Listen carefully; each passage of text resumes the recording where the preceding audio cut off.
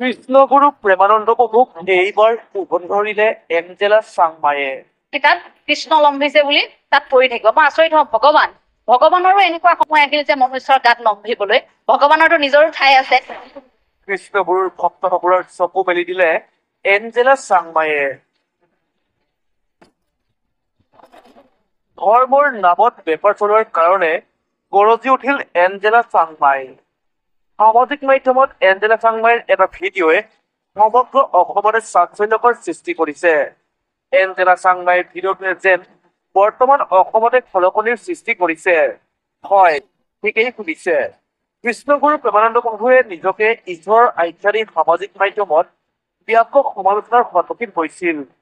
ইয়াৰ উপৰি বিদেশ ভ্ৰমণত পৰিয়ালৰ সৈতে গৈ প্ৰেমানন্দ প্ৰভুৰ পোচাকক লৈ যি সমগ্ৰ অসমতে চৰ্চাৰ বিষয় হৈ পৰিছিল, তাৰ মাজতে এইবাৰ এঞ্জেলা চাংমায়ে প্ৰেমানন্দ প্ৰভুক সমালোচনা কৰা ভিডিঅ'টোৱে গোটেই অসম কঁপাই তুলিছে।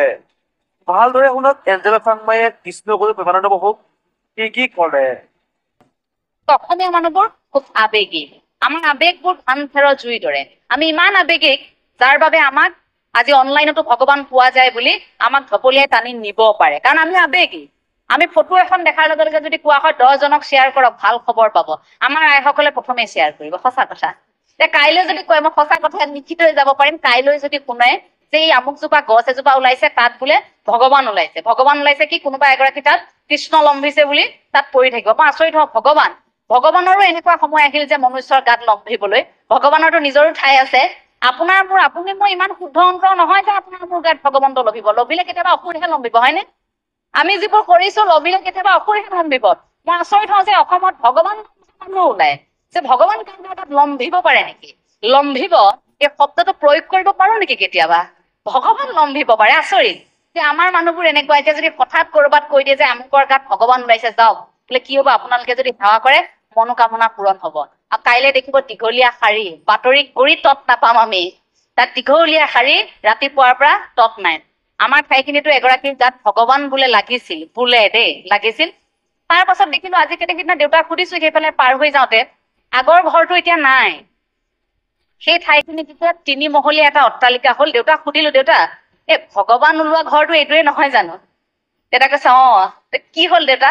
ন ভগৱান আহিল গল, এই ঘৰটো বনাবলগীয়া আছিল যে বনালে আৰু গল। গতিকে ব্যৱসায়িক ভিত্তিক ধৰ্মটোক বেপাৰ হবলৈ আমি দিব নোৱাৰো। আমি মহাপুৰুষীয় আদৰ্শত আছো আৰু সেই মহাপুৰুষীয় আদৰ্শটোতে আমি থাকিম। এই আমাৰ ধৰ্মটোক আনে বেপাৰ কৰিবলৈ চেষ্টা কৰিব, আপোনাৰ মোৰ আৱেগক কোনোবাই খেলিবলৈ চেষ্টা কৰিব, সেইটোত আপুনি উঠি ভাহি যাব নোৱাৰিব। গতিকে প্ৰতিগৰাকী অসমীয়াৰ প্ৰতিশ্ৰুতিবদ্ধ হব লাগিব যে আমি এই মহাপুৰুষীয় আদৰ্শটোকহে পালন কৰিম। আপোনাক জোৰ কৰি কোনেও অনা নাই। এটা কথা মনত ৰাখিব যে মহাপুৰুষীয় আদৰ্শটোত কাৰোবাক টোপ দি আনিবলগীয়া হৈছে নেকি? আজি অনুষ্ঠান দিলে আপোনালোকক আনোতে কোৱা হৈছে নেকি যে আপোনালোক আহিব, আপোনালোকক এনেকৈ দিয়া হব, আপোনালোকক ইমান টকা দিয়া হব, আপোনালোকক এনেকৈ আমি শুশ্ৰূষা কৰিম, এইবোৰ কথা দিয়া হৈছে নেকি আপোনালোকক? নাই হোৱা। আপোনালোক আহিছে, সত্ৰৰ সৈতে আপোনালোক জড়িত। আপোনালোকৰ সত্ৰখন আপোনালোকে ইমান সুন্দৰকৈ পৰম্পৰাৰে জীয়াই ৰাখিছে, তাত আপোনালোকক টোপ দিয়া হৈছে নেকি? সত্ৰ পৰিচালনা সমিতি আপোনালোকক টোপ দিছে নেকি যে আপোনালোক আহক, আপোনালোকৰ পৰিয়ালক আমি এনেকৈ সহায় কৰিম? কিন্তু ভাবি চাওক, একাংশ ধৰ্মৰ লোকে ধৰ্মান্তৰকৰণ কৰিবৰ বাবে তেনেকৈ কিন্তু মানুহক টোপ দিবলগীয়া হৈছে। গতিকে তেনেকুৱা টোপত আপুনি মই উঠি ভাহি নাযাওঁ। টোপ খাবলৈ গলে সেই বৰলিত লগা মাছটোৰ দৰে আপোনাৰ মোৰ অৱস্থা হব। গতিকে সেই টোপটো আপোনাক মোৰ প্ৰয়োজন নাই। গুৰুজনাই আদৰ্শ দি থৈ গৈছে, সমাজ দি থৈ গৈছে, যে সেই আদৰ্শ আৰু সমাজত আপুনি মই থাকিম, য'ত সাম্যবাদৰ কথা থাকিব, য'ত এক ঈশ্বৰবাদৰ কথা থাকিব। নালাগে ভগৱন্তৰ বাবে বেলেগ ঠাইত গৈ কামনা কৰিবলৈ। পিতৃ মাতৃক ভকতি কৰক, মানুহৰ সেৱা কৰক, গুৰু দেও নাম ভকত। বোলে আদি গুৰু জগতগুৰু শ্ৰীমন্ত শংকৰদেৱ গুৰুজনাৰ পিতৃ মাতৃটো আছে আদি গুৰু, আৰু শিক্ষাগুৰুসকল আছে। সমস্ত গুৰুক আমি সেৱা কৰিম। তাৰ পাছত আহিলে নাম, আমি কৃষ্ণ নাম ল'ম। তাৰ পাছত আহিলে আমি দেও, কৃষ্ণ দেওৰ কথা কম। তাৰ পাছত আহিলে আমাৰ ভকত, কৃষ্ণ দেও নাম ভকত। এই গুৰু দেও নাম ভকত বুলি যে আমি কলো, এই ভকত বুলি কোৱাৰ লগে লগে শেষত এই সকলোবোৰ গুণ আমাৰ হৃদয়ত কঢ়িয়াই আমি প্ৰতিগৰাকী ভকত হম। বগা সাজযোৰ পিন্ধি আমি সেই বগা সাজযোৰত দাগ নলগাকৈ আমি প্ৰতিগৰাকীয়ে মহাপুৰুষীয় আদৰ্শটোক আমি পালন কৰিম। সেই প্ৰতিশ্ৰুতি যদি প্ৰতিগৰাকীয়ে কৰে, তেন্তে আমি আৰু শংকাত থাকিবলগীয়া নহয়, আমি আৰু ভয়ত আচলতে দিন কটাবলগীয়া নহয়। মই কথাখিনি শেষ কৰিব বিচাৰিম অকণমান নামেৰে। এঞ্জেলা চাংমাইৰ ভাষ্যবোৰ শুনি নিশ্চয় বুজিব পাৰিলে যে একাংশ লোকে নিজকে ঈশ্বৰৰ আখ্যা দি কেনেকৈ লাখ কোটি টকাৰ বেপাৰ চলাই আছে বৰ্তমান সমাজত। আচলতে এঞ্জেলা চাংমাইৰ মতে মনুষ্য কেতিয়াও ভগৱান হ'বই নোৱাৰে।